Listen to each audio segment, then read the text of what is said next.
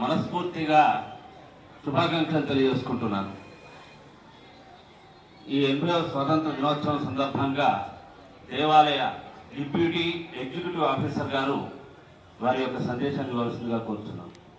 దేవాలయ అభివృద్ధి చెందుకునే క్రమంలో మనందరం దీనిలో భాగస్వాములు కావాలని కోరుకుంటూ అందరికీ మరొకసారి 20వ స్వాతంత్ర దినోత్సవ శుభాకాంక్షలు తెలుపుకుంటున్నాం.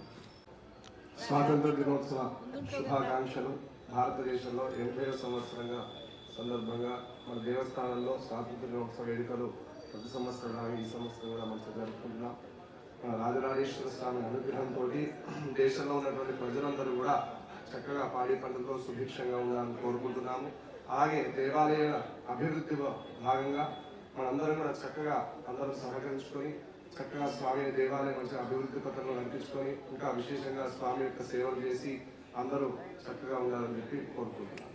80వ స్వాతంత్ర దినోత్సవ శుభాకాంక్షలు అందరికీ, ఇక హాజరైన ప్రతి ఒక్కరికి, మరియు ఇంకా మా తోటి మిత్రులు ఇక్కడ లేని వారికి కూడా అందరికీ శుభాకాంక్షలు. ఇప్పుడు మనకు మన సిబ్బంది కొంతమంది ట్రాన్స్ఫర్ అయిన వాళ్ళు వచ్చినారు. వాళ్ళందరి సమక్షంలో కూడా మేము కూడా 2వ వందనము చేసుకోవడం చూస్తూ ఉంటాము. మనందరికీ తెలుసు, దేశం కోసం ఎంతోమంది స్వాతంత్ర యోధులు ఈ శ్రమ వల్ల మనం ఈరోజు స్వాతంత్ర దినోత్సవాన్ని జరుపుకుంటున్నాము.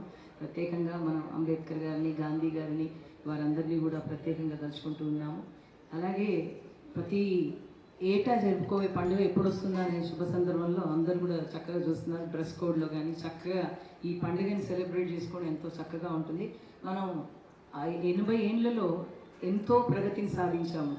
అందులోనూ ఆర్థికంగా కానీ సామాజికంగా కానీ అన్ని విధాలుగా మనం ఒక సైంటిఫిక్ రంగంలో తీసుకున్నట్టయితే కూడా దేశంలో ఎన్నో అభివృద్ధిని సాధించడం జరిగింది.